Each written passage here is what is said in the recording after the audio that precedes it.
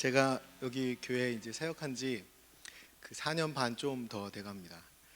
그 오자마자 부임 설교도 했었고 그런데 오늘이 제일 떨립니다. 그래서 오늘 약간 정신이 없습니다. 제가 그래갖고 아까 중간에 올라왔었고요.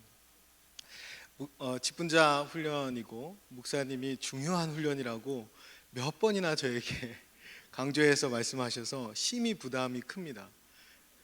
그리고 주중에 그 전에 있었던 교회 청년이 결혼한다고 왔었는데 엘리베이터에 이렇게 올라오다가 포스터 붙어 있는 걸 본 거예요. 그러면서 목사님 설교하던데요? 되게 부담되겠어요? 이러는 거예요. 그때부터 부담이 더 되기 시작해가지고 아직까지 부담이 됩니다.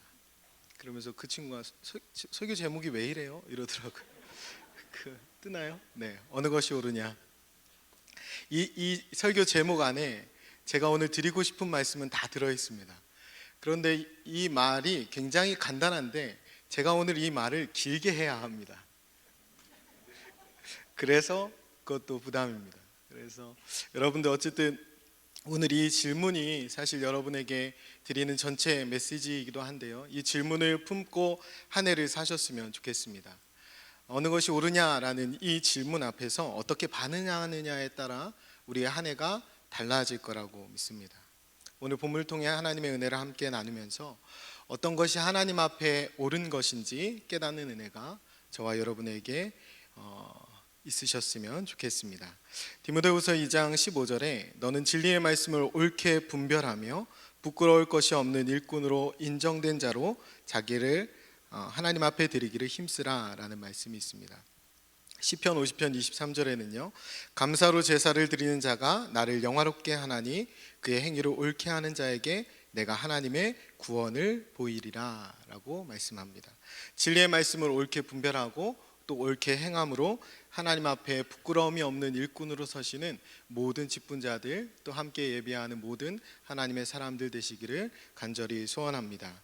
오늘 설교 제목이요 질문인데 이 질문이 하나님께서 예수님께서 바리새인들에게 하신 질문입니다. 바리새인들이 누구냐면 바리새라는 말의 원어는 구별된 자라는 뜻입니다.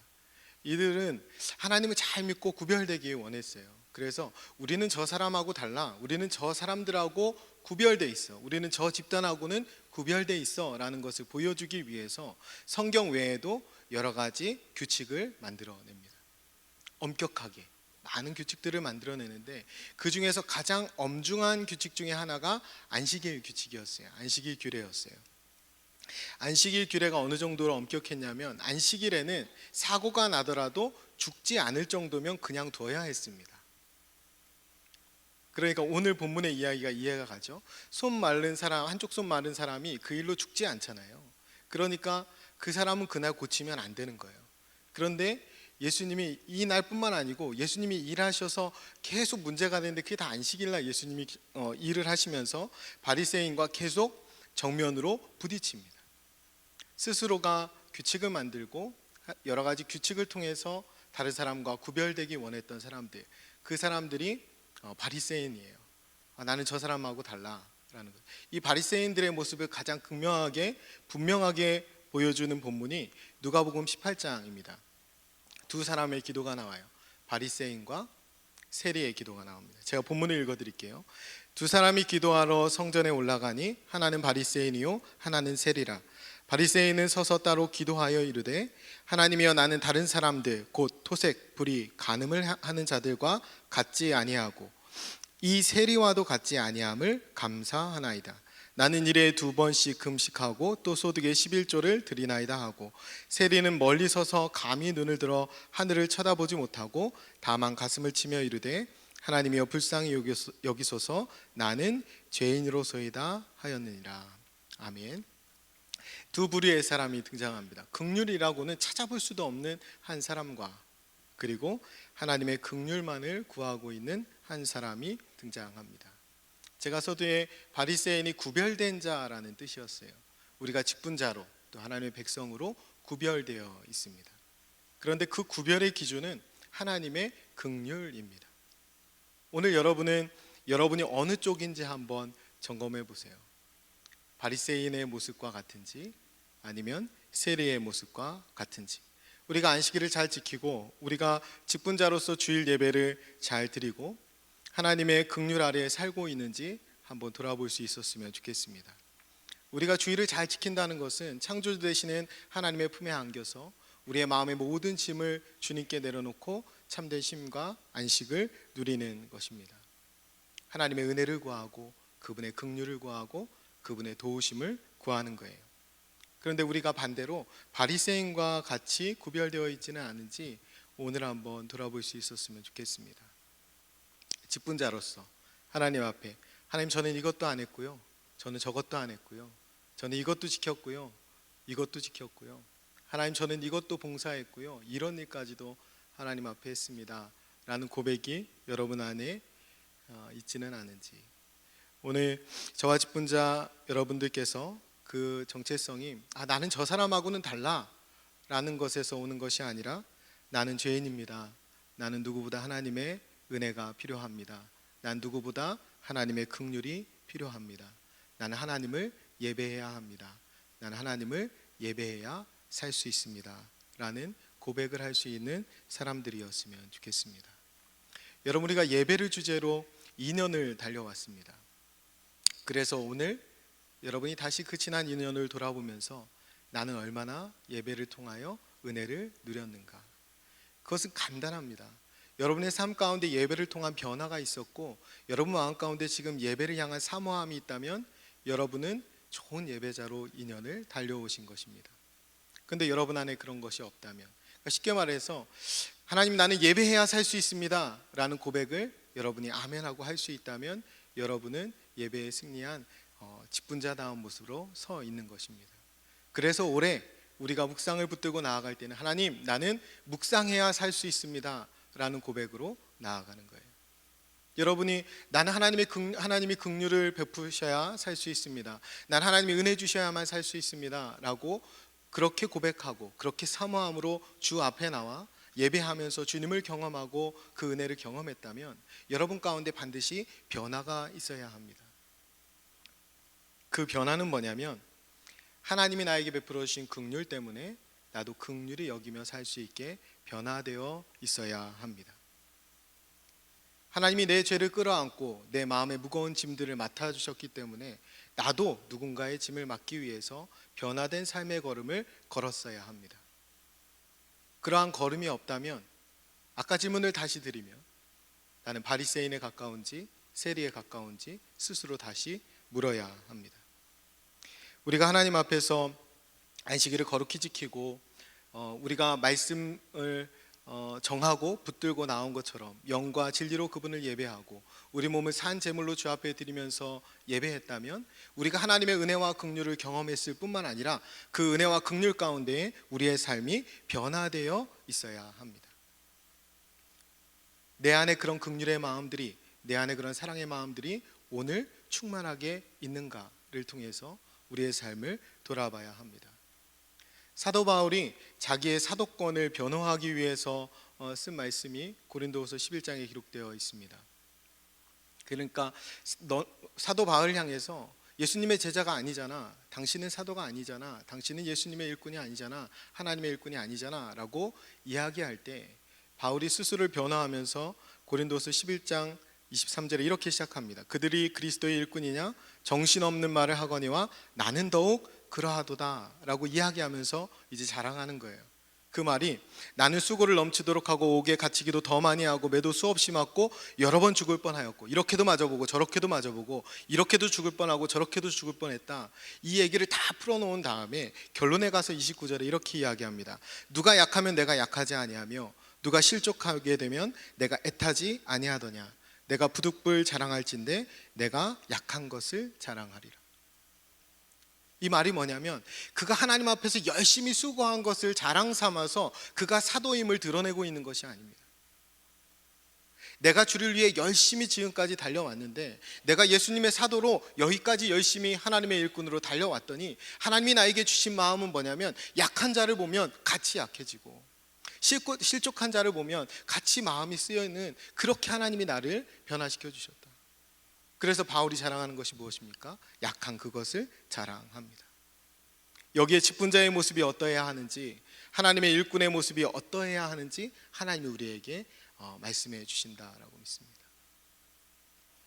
함께 울고 우는 것이 교회입니다. 그 교회 안에서 가장 필요한 것은 긍휼의 마음입니다. 우리가 다른 사람을 공감하고 함께 고통하고 함께 아파하고 함께 안타까워하고 함께 슬퍼하고, 그러기 위해서 우리가 이렇게 공동체로 존재합니다. 그 일을 잘하기 위해서, 그래서 처음에 직분자도 세워졌습니다.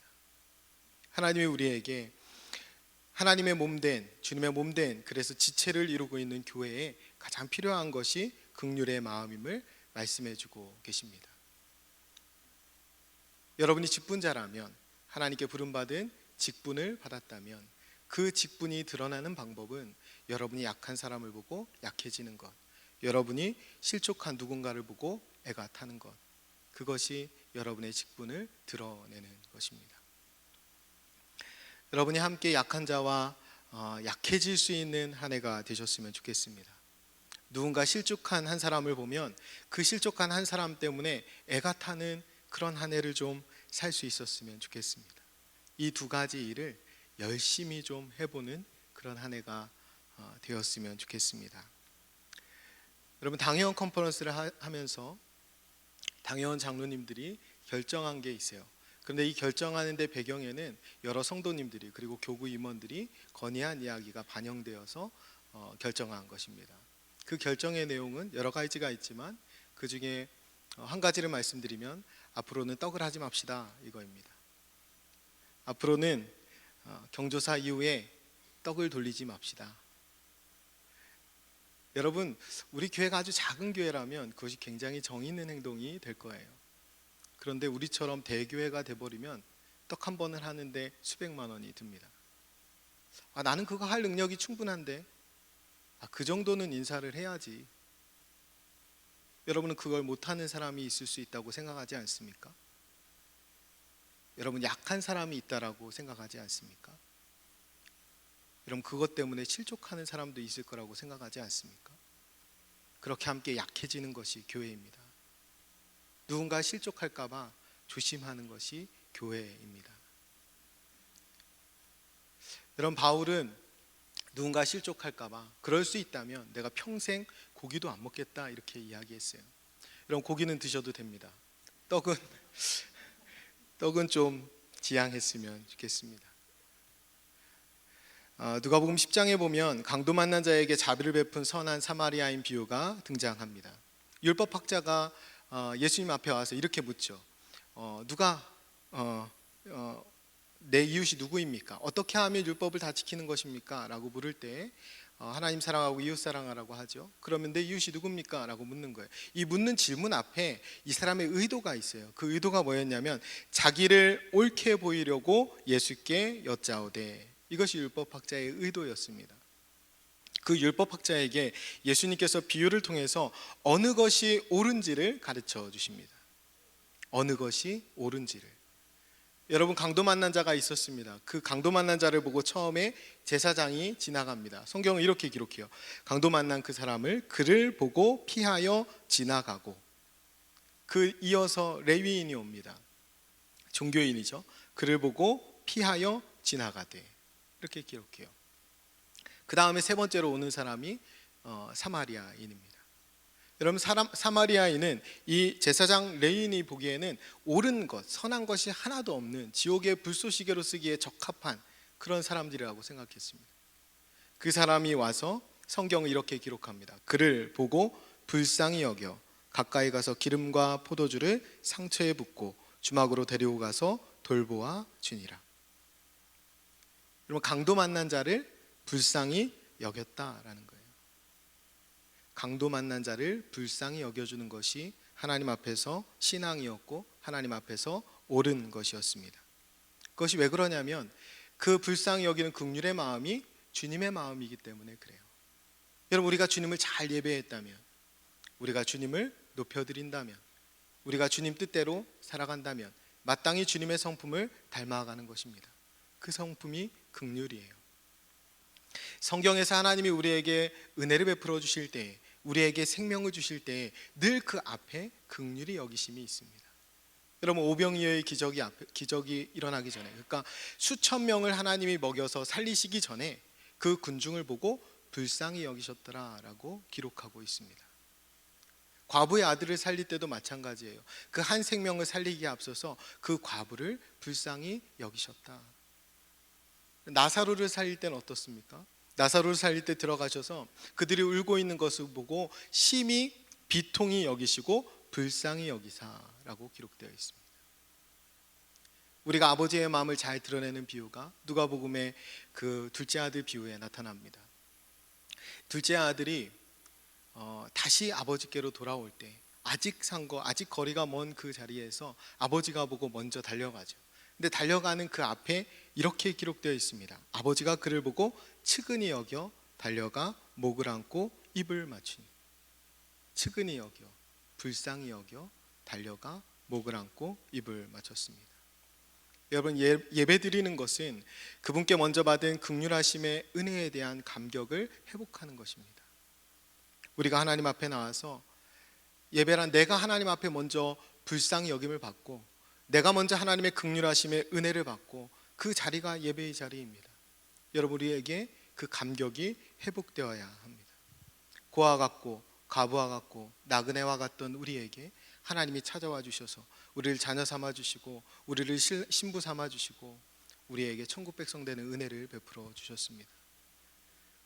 우리가 주변에 있는 고아와 과부와 나그네를 돌봐야 하는 이유는 그들에게 복음을 전해서 그들에게 선을 행해서 그들을 구원하기 위해서가 아닙니다.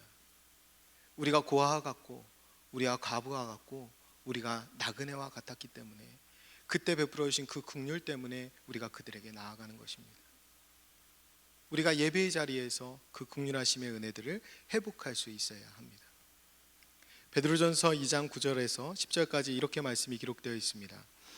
그러나 너희는 택하신 족속이요 왕같은 제사장이요 거룩한 나라요 그의 소유가 된 백성이니 이는 너희를 어두운 데서 불러내어 그의 기이한 빛에 들어가게 하시니에 아름다운 덕을 선포하게 하려 하심이라. 너희가 전에는 백성이 아니더니 이제는 하나님의 백성이요 전에는 긍휼을 얻지 못하였더니 이제는 긍휼을 얻은 자니라. 아멘. 우리가 전에는 긍휼을 얻지 못했습니다. 그런데 이제는 긍휼을 얻는 자가 되었습니다. 그래서 왕같은 제사장도 되고 거룩한 나라도 되고 하나님의 백성도 되었습니다.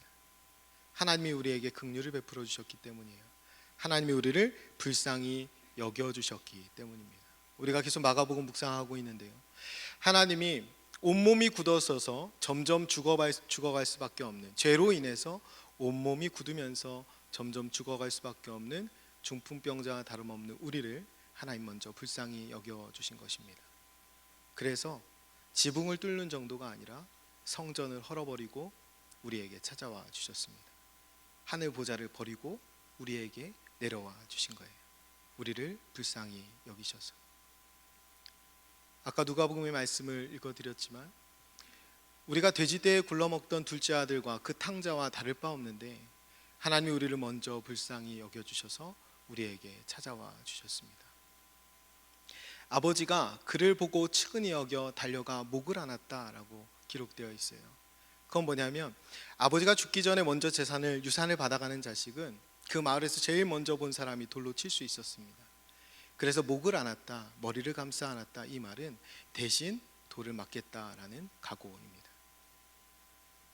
그렇게 죄악 가운데 구르던 탕자와 다를 바 없는 우리에게 하나님이 찾아와 주셔서 돌을 맞아 주시는 정도가 아니라 십자가에 온몸이 찢기고 물과 피를 다 쏟으면서 우리를 살려주신 것입니다. 그것이 우리를 긍휼히 여겨주신 은혜입니다. 하나님이 우리를 불쌍히 여기셔서 오늘 본문에 등장하는 한쪽 손 마른 자와 다름없이 그렇게 힘과 능력을 잃어가고 세상 가운데 무뎌진 인생을 살아가는 우리에게 하나님이 찾아와 주셔서 다시 한번 매 주일마다 우리에게 살과 피를 공급해 주십니다.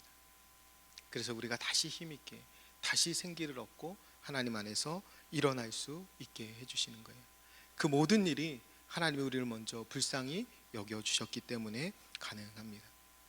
하나님이 먼저 우리를 불쌍히 여겨주셨어요. 하나님이 먼저 우리에게 긍휼을 베풀어 주셨습니다. 우리에게 받을 수 없는 은혜를 하나님 우리에게 주셨어요. 그 은혜에 대한 감격, 그 긍휼하심에 대한 감격이 회복됐으면 좋겠습니다.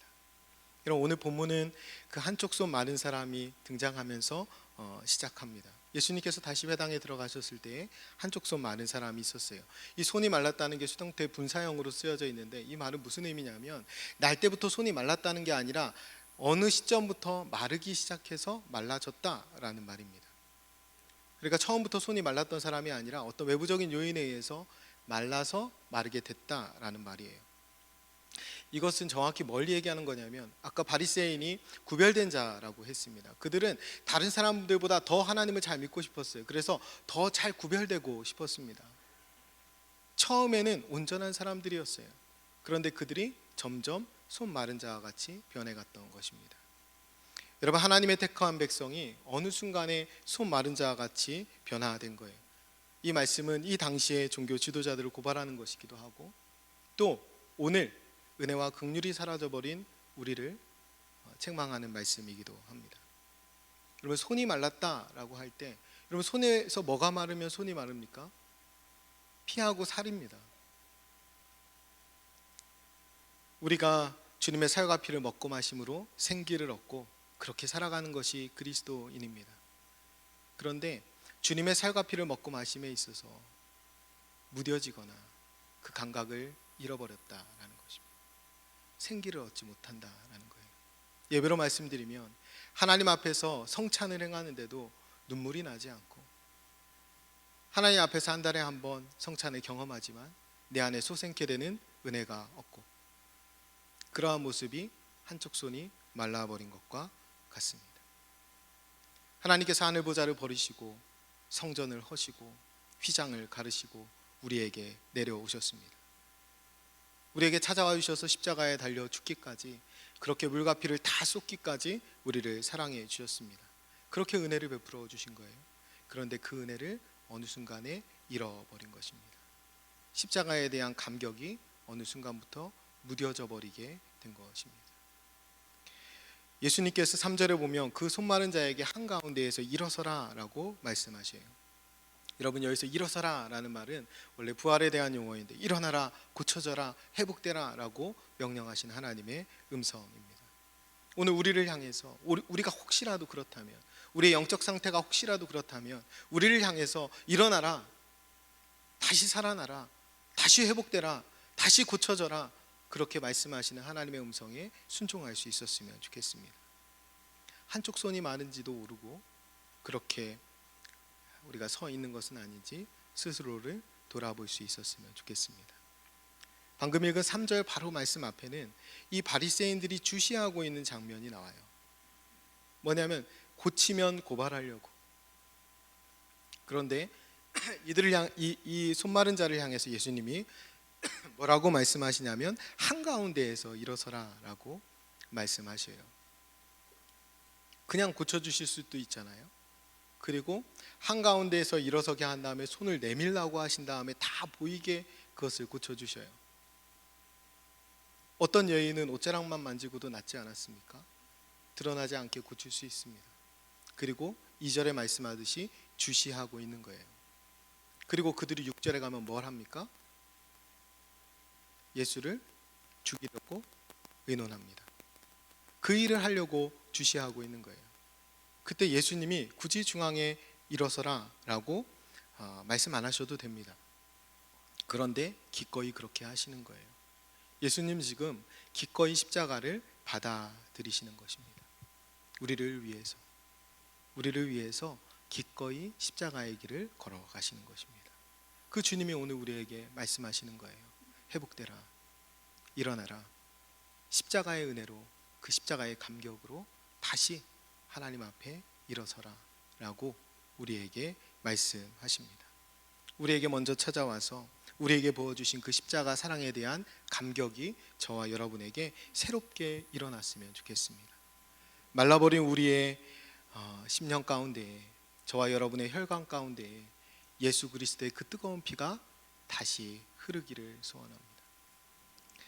그 뜨거운 피가 흐를 때 우리는 비로소 사랑을 흘려보낼 수 있습니다. 우리 안에 넘치는 긍휼이 있고 넘치는 사랑이 있고 뜨거운 사랑이 우리 안에 그 십자가의 사랑이 흘러 넘칠 때, 그때 비로소 우리는 사랑을 흘려보내는, 그래서 생명을 흘려보내는 그 삶을 살 수 있는 거예요. 여러분이 오늘도 그렇지만 매주일 주님 앞에 나와 이 십자가 아래에서 듣는 설교의 말씀은 다 무엇입니까? 그 말씀은 하나님이 여러분을 어떻게 사랑하셨는지, 예수님께서 십자가를 통해 여러분을 위해서 어떤 생명을 내어주셨는지, 그리고 여러분 한 사람 한 사람을 얼마나 사랑해 주셨는지를 경험하는 자리입니다. 그래서 십자가 아래에서 그분이 베풀어 주신 그 사랑의 너비와 깊이와 높이와 길이가 얼마나 되는지, 그것에 감격하는 자리가 예배의 자리입니다. 그것을 감격하고, 그리고 엿새 동안 삶의 자리에서 그 사랑, 그 생명을 흘려보내는 것이 그리스도인입니다. 그 일을 잘 감당해야 될 사람들이 직분자입니다. 여러분 4절에 보면 그들에게 이르시되 안식일에 선을 행하는 것과 악을 행하는 것, 생명을 구하는 것과 죽이는 것, 어느 것이 옳으냐 하시니 그들이 잠잠하거늘 하고 말씀합니다. 예수님이 바리새인들에게 묻는 거예요. 이 당시 바리새인들에게 선한 것은 율법을 지키는 것, 그리고 악한 것은 율법을 범하는 것입니다. 이 기준을 예수님께서 선한 것은 생명을 구하는 것이고 악한 것은 생명을 죽이는 것, 이렇게 바꾸어 놓으시는 거죠. 그래서 우리에게 질문하시는 것입니다. 어느 것이 옳으냐? 답은 너무나 명확하죠. 여러분, 한 생명을 살리고 구원하는 일이 옳은 일입니다. 여러분, 우리가 직분자로 또 교회에서 봉사하면서 저도 그런데 곧잘 묻는 질문이 이런 거예요. 이게 맞아요, 틀려요? 이런 거예요. 어떤 일을 할 때 이렇게 하는 게 맞아요? 이렇게 하면 틀려요? 이런 질문을 하죠. 실제로는 우리가 직분자라면, 그리고 하나님의 교회에서 하나님의 나라를 위해 헌신하는 사람들이라면 이것이 하나님 앞에 옳습니까? 이렇게 하는 게 옳습니까? 이렇게 하는 게 맞습니까? 이렇게 물어야 되는 거예요. 그런데 우리는 우리의 기준 안에서 다른 질문을 가지고 살아갑니다. 아니면 우리가 오랫동안 해왔던 방식에서 맞고 틀림을 가려내는 거예요. 어쩌면 바리새인들을 닮아가는 것입니다. 우리의 질문 앞에는 어느 것이 하나님 앞에 옳은 것인가, 그것이 늘 앞에 있어야 합니다. 여러분, 교회의 존재 목적은 영혼을 구원하는 것입니다. 생명을 살리는 거예요. 우리가 하는 일이 어떻게 하면 생명을 살리는 일일지를 고민해야 합니다. 이것이 생명을 살리는 일이면 옳은 일입니다. 그렇지 않다면 옳지 않은 일이에요.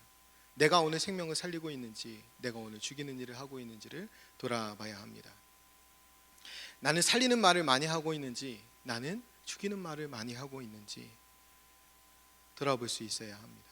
한 해를 다 살고 보면 그때 내가 조금 더 친절할 걸 그랬다, 그때 내가 조금 더 참을 걸 그랬다, 조금 더 기다려줄 걸 그랬다, 그런 후회들이 대부분입니다. 우리가 조금 더 살리는 말을 했다면, 그리고 조금 더 그 사람을 긍휼히 여길 수 있었다면 훨씬 더 하나님 앞에서 감사가 풍성한 삶을 살 수 있을 거라 믿습니다. 제가 오늘 이 질문을 드리면서 저에게도 자문했던 건데, 이 질문을 주로 언제 받게 될까 였습니다. 어느 것이 옳으냐, 이 질문을 바라기는 어떤 일을 행하기 전에 이 질문을 받으면 참 좋겠어요. 그래서 하나님 이게 옳죠 하고 그 일을 택하고, 아니면 더 좋은 것은 이미 옳은 일을 행한 다음에 그 질문을 받으면 굉장히 뿌듯할 것 같아요. 그런데 제가 이 설교를 준비하는 그 일주일간에도 후자가 훨씬 많습니다. 하나님이 저한테 정말 그렇게 하는 게 맞냐라고 물으시는 것 같아요. 그래서 사실은 이 본문을 정하고 준비하는 내내 힘들었습니다. 그런 거 있잖아요. 절망, 부끄럽고 실망스럽고, 그게 어떤 일들이 다 지나간 다음에, 그러니까 바리새인과 똑같은 상황인데요, 옳지 않은 일을 해놓고 하나님 앞에 이 질문을 받는 것입니다. 어느 것이 옳으냐, 정말 그렇게 하는 것이 옳으냐 라는 질문을 받는 거예요. 이 질문이 막 너무 무겁게 오니까 설교하기가 힘든 겁니다. 그래서 사실 조금 전까지도 끙끙대면서 그렇게 하다 올라왔어요. 기자들한테도 부탁드리고 기도 부탁드리고 이렇게 올라왔는데, 이것에 대한 큰 눌림이 있었는데요, 어디에서 그것이 확 풀어졌냐면, 여러분 모든 직분자 훈련 및 찬양 세미나 주제가 뭔지 아세요? 배우고 확실한 일에 거하라.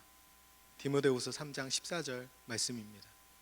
제가 그 말씀 부분을 다시 보면서 그 아래 부분을 읽는데 16절 이하에 배우고 확신해야 될 그 성경의 목적이 무엇인가가 기록되어 있습니다. 그 목적이 이렇게 기록되어 있어요. 모든 성경은 하나님의 감동으로 된 것으로 교훈과 책망과 바르게 함과 의로 교육하기에 유익하니. 여러분, 어느 것이 옳으냐라는 이 질문을 통해서 뒤늦게 교훈을 받고 뒤늦게 책망을 받고 뒤늦게 바르게 고쳐지더라도 그렇게 고쳐지기만 하면 은혜구나라는 깨달음이 있었습니다.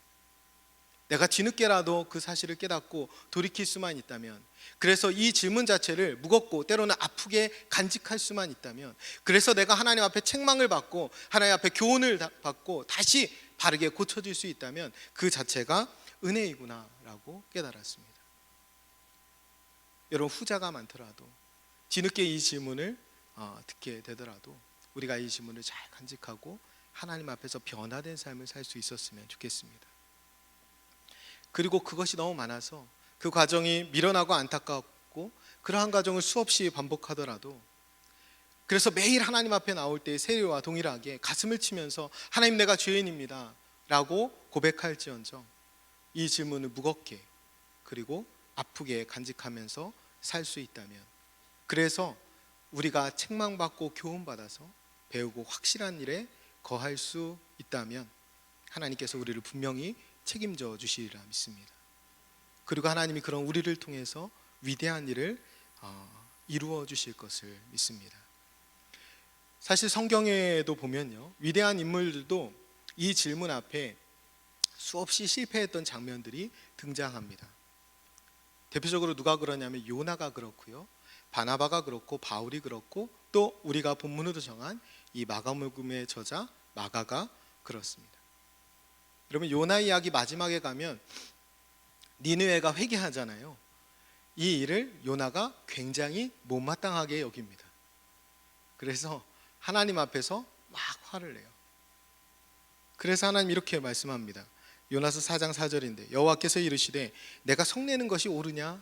이렇게 물으셔요. 내가 성내는 것이 옳으냐? 그 질문 앞에 그렇게 투덜대고 있는, 화를 내고 있는 요나를 하나님이 긍휼히 여겨주시고 박너쿨로 회를 이렇게 가려주시죠. 그랬다가 벌레를 보내서 박너쿨을 걷어내셔요. 그랬더니 요나가 또 화를 냅니다. 이 본문이 이래요. 하나님이 요나에게 이르시되 내가 이 박너쿨로 말미암아 성내는 것이 어찌 옳으냐? 이렇게 하나님 물으셔요. 그렇게 하니까 요나가 이렇게 대답해요. 내가 성내어 죽기까지 할지라도 옳으니이다. 이게 요나의 대답이었어요. 그러면서 하나님이 이렇게 말씀하시죠. 네가 이 박넝쿨도 아꼈는데, 하룻밤에 사라지는 이 박넝쿨도 아꼈는데 니느웨에는 좌우를 분간하지 못하는 자가 12만 명이나 된다 라고 말씀하면서 요나서가 끝이 납니다. 요나는 어떻게 살았을까 상상해 봅니다. 저는 요나가 계속 너 성내는 것이 옳으냐?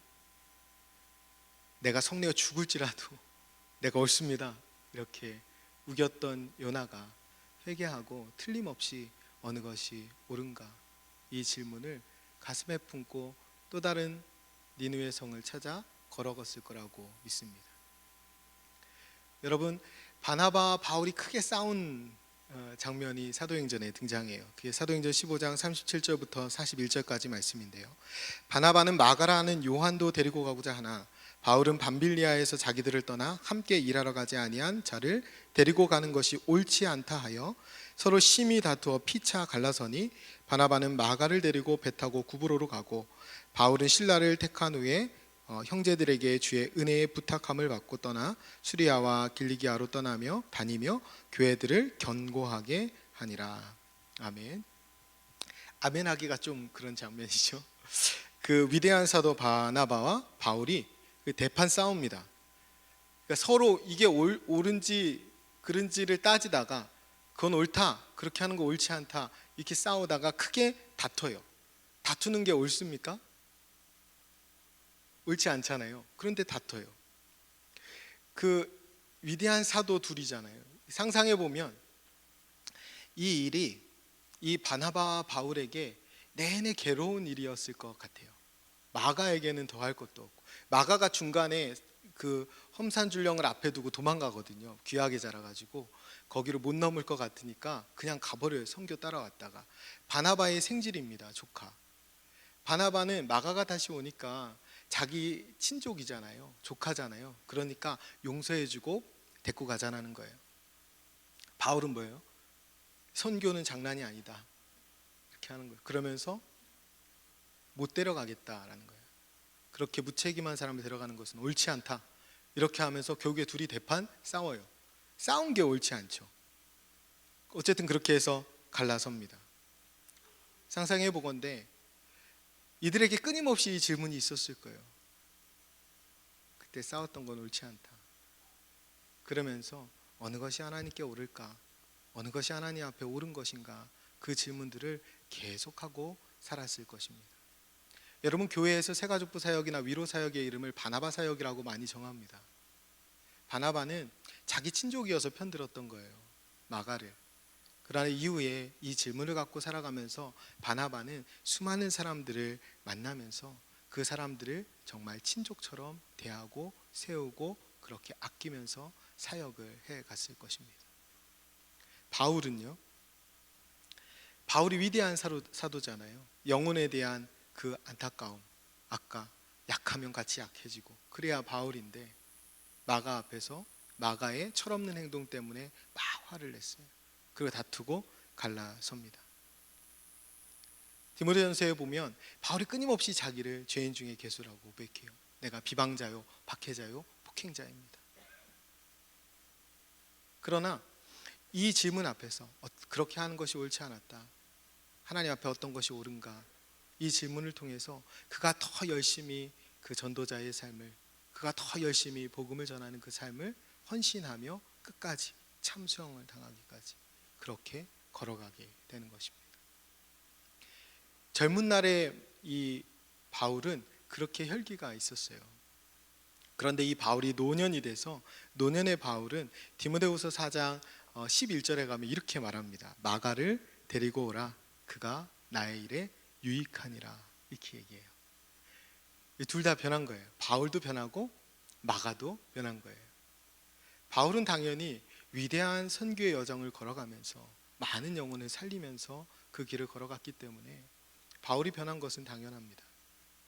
궁금한 것은 마가가 어떻게 바울에게 유익하게 변화되었느냐라는 거예요. 우리가 읽는 지금 마가복음을 마가가 기록한 것입니다. 그 철없던 마가가 어떻게 마가는 변화될 수 있었을까? 여러분, 베드로전서 5장 13절에 보면 내 아들 마가도 그러하니라 라고 베드로가 이야기합니다. 진짜 아들이 아니라 아들과 다름없었던 마가예요. 그러니까 마가가 가장 영향을 많이 받았던 사람, 마가에게 가장 영향을 많이 주었던 사람은 베드로입니다. 베드로가 누구입니까? 베드로가 예수님을 3번이나 부인했던 제자입니다. 큰 실패를 경험했던 사람, 예수님을 따라 나섰지만 그 길을 중단했던 사람. 그러니까 바나바와 바울의 길을 따라 나섰는데 그 길을 중단하고 실패했던 마가를 가장 잘 세울 수 있었던 사람이 베드로예요. 그 베드로가 마가를 불러서 세우는 것입니다. 기록에는 이 마가가 베드로의 통역관이었다라고 그래요. 여러분, 마가는 12제자가 아닙니다. 12제자에 속하지 않습니다. 그런데도 마가복음을 기록할 수 있었던 것은 그가 베드로부터 영향받았기 때문입니다. 마가는 끊임없이 후회하기도 하고 절망하기도 하고 부끄러워하기도 하면서 어느 것이 옳을까, 어느 것이 옳은가, 그렇게 하나님께 질문하면서 그의 삶을 다시 세우고 다시 가꾸어 왔을 거라고 믿습니다. 마가복음을 지금 기록하고 있는데 이 마가복음을 기록한 목적은 로마 황제 아래에 그 고통하고 그 고통 가운데 실패하고 절망해 있는 그 초대교회 그리스도인들을 다시 회복시키시고 다시 세우기 위해서 하나님이 마가를 통해 주신 말씀이에요. 마가, 그가 자기의 실패를 끊임없이 되뇌이면서 어느 것이 하나님 앞에 옳은가를 끊임없이 질문하면서 살았기 때문에 가능했던 것입니다. 예수님께서 베드로에게 그러한 일이 있을 거라고 말씀하시면서 약속의 말씀을 주신 것이 이런 거예요. 시몬아 시몬아 보라, 사탄이 너희를 밀가부르듯 하려고 요구하였으나 그러나 내가 너를 위하여 내 믿음이 떨어지지 않기를 기도하노니 너는 돌이킨 후에 내 형제를 굳게 하라. 여러분, 이것이 하나님의 뜻이었습니다. 베드로는 3번 부인했지만 돌이키고 어느 것이 하나님께 옳은가, 어느 것이 예수님 앞에 옳은 것인가, 그것은 돌이킨 다음에 내 형제를 굳게 하는 것이 옳은 일이었어요. 그래서 돌이켜서 마가를 굳게 했던 것입니다. 마가뿐만 아니라 다른 많은 사람들을 믿음 위에, 믿음의 반석 위에 굳게 세워갔던 것이 베드로의 삶이에요. 그런가 하면 아까 읽었던 바나바와 바울의 그 이야기 마지막이 어떻게 끝나냐면 교회들을 견고하게 하니라 라고 끝납니다. 여러분, 그 질문을 가지고 바나바와 바울이 어느 것이 하나님께 옳은가 라는 질문을 가지고 살아가면서 계속 형제를 세워가고 또 교회를 굳게 하는 그 사명을 감당했을 거라고 믿습니다. 여러분, 아픈 실패의 뒤에라도요, 하나님 앞에서 어느 것이 옳은가 라는 그 질문하시는 그 하나님의 질문을 받고 끊임없이 순종하는 한 사람 한 사람을 통해서 한 사람 한 사람이 회복될 뿐만 아니라 교회가 견고하게 세워질 줄을 믿습니다. 여러분, 이 질문을 똑같이 예수님께 직접 받았지만 바리새인들은 잠잠했어요. 오늘 하나님이 이 질문을 여러분에게 주시고 여러분의 한 해 삶 가운데 이 질문을 간직하며 살아갈 때 여러분 잠잠할 수도 있고 순종할 수도 있습니다. 여러분이 그 질문 앞에 아프게라도 순종하면 하나님이 우리를 통해서 교회를 견고하게 세워주실 줄을 믿습니다. 베드로의 은혜를 통해서 마가를 회복시켰었는데 베드로를 통해서 회복된 그 마가처럼, 다벳에게 은혜를 통해서 회복된 그 바울처럼, 그리고 예수님처럼 어느 것이 옳은가라는 이 질문 앞에 한 영혼을 살리기 위해서 십자가의 길을 걸어가는 저와 여러분이 되셨으면 좋겠습니다. 한 사람 한 사람을 품어가면서 그들을 굳게 세워가고, 그래서 궁극적으로 주님의 몸된 교회를 견고하게 세워가는 저와 여러분 직분자들이 되셨으면 좋겠습니다. 그러면 6절에 보면 바리새인들이 나가서 곧 헤롯 왕과 함께 어떻게 하여 예수를 죽일까 의논했습니다. 우리가 직분자로 또 하나님 앞에 구별된 자로 살아갈 때에 우리는 반드시 살리는 편에 서야 하고 살리는 말을 해야 하고 한 영혼을 사랑하고 구원해야 합니다. 그것이 우리의 사명입니다. 바리새인들도 그러길 원했어요. 그런데 그런 바리새인들이 예수를 죽이려고 논의합니다. 여러분, 우리가 열심히 헌신하지만 때로는 우리가 방향을 잘못 잡으면, 때로는 우리 안에 있는 힘으로 감당하면, 때로는 나 자신을 자랑하면서 나아가면 그것이 누군가를 죽일 수도 있고 심지어 예수를 죽일 수도 있는 일이 될 수 있음을 우리가 명심해야 합니다. 여러분, 우리가 직분을 감당함에 있어서 이 일을 두렵고 떨림으로 감당할 수 있는 저와 여러분이 되셨으면 좋겠습니다. 바리새인들이 앞서 구별되어 있지 않았다면 그들이 덜 타락했을지도 몰라요. 여러분들이 구별되어서 직분을 갖고 때로는 중직을 맡고 교회 안에 헌신하시기 때문에 여러분이 더 위험할 수 있습니다. 여러분이 때로는 교회의 어떠한 이미지라든지 교회 입장을 대표하기 때문에 여러분을 통해서 하나님이 혹은 예수님이 죽을 수도 있습니다. 그래서 여러분에게 맡기신 이 직분을 두렵고 떨림으로 감당하실 수 있었으면 좋겠습니다. 뒤집어 보면 하나님이 우리를 직분자로 부르고 특별히 구별해서 세워주셨어요. 그래서 우리는 사람을 살릴 수 있는 선봉에 선 것과 같습니다. 하나님의 은혜를 체험할 수 있는 선봉에 서 있습니다. 하나님 먼저 베푸시는 긍휼의 은혜를 하나님 우리에게 먼저 주실 것입니다. 하나님이 이 교회를 세워가실 때 하나님이 여러분을 사용하실 것입니다. 그래서 여러분을 통해서 교회가 견고해질 것입니다. 여러분이 늘 살리는 자리에 선봉에 서 있음을 기억하고 여러분이 하시는 모든 일이 하나님의 예배가 되고 찬송이 되고 노래가 되고 또 간증이 되는 그런 한 해가 되셨으면 좋겠습니다. 여러분, 어느 것이 옳은가라고 물으면서 걸어가는 길은 좁은 길이고 위험한 길입니다. 여러분, 위험하기 때문에 좁은 길이라고 하는 거예요. 여러분, 세례 요한이 목 잘려 죽게 된 것은 딱 한 가지 이유입니다. 그거 옳지 않습니다. 이 말한 것 때문에 그래요. 동생의 아내 취하는 것 옳지 않습니다. 이 말 한마디 때문에 참수형을 당하게 되는 것입니다. 오늘 본문에서 시작되지만 어느 것이 옳으냐 이 질문을 바리새인에게 던진 것 때문에 예수님을 죽이자는 이 논의가 시작되는 것입니다. 어느 것이 옳으냐 이 질문을 간직하고 살아가는 것은 위험한 일입니다. 여러분, 직분자로서 우리가 하나님 앞에서 교회를 위해서 이 질문을 품고 사는 것은 좁은 길을 걷는 것이기도 하고 위험한 일이기도 합니다. 우리가 서로를 위해서 중보하면서 이 위험한 길을, 이 좁은 길을 하나님께서 함께 동행해 주시도록 기도해야 합니다. 그렇게 서로를 위해서 격려하며 사랑과 선행으로 돌아보며 그렇게 비록 좁은 길이지만 함께 찬송하면서 걸어갈 수 있는 저와 여러분이 되셨으면 좋겠습니다. 마가복음을 계속 묵상하는 동안에 하나님이 우리에게 주신, 특히 저에게 주신 말씀은 한 사람에 대한 마음이에요. 한 사람을 살리기 위해서 너 지붕을 뚫을 수 있냐? 이렇게 물으시는 것 같았어요. 한 사람 살리기 위해서 이게 살리는 일이라면 그동안에 붙들고 있었던 가치, 붙들고 있었던 관행, 붙들고 있었던 모습들을 뚫어버릴 수 있겠느냐라고 교회를 향해서 물으시는 것 같았습니다.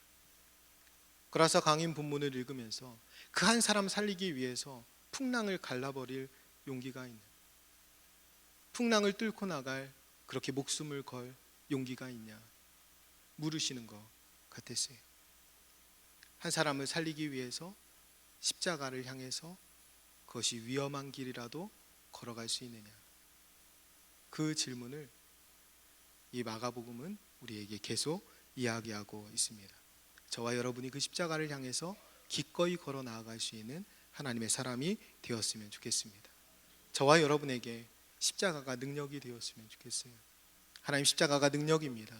제가 그 길을 담대히 찬송하며 걸어가겠습니다. 한 영혼을 위해서 지붕을 뚫을 수 있습니다. 한 영혼을 위해서 풍랑을 가를 수 있습니다. 주님이 나에게 그렇게 찾아와 주셨기 때문에 이 확신을 가지고, 이 감격을 가지고 한 해 동안에 승리하며 나아가는 모든 직분자 여러분이 되시기를 간절히 소원합니다.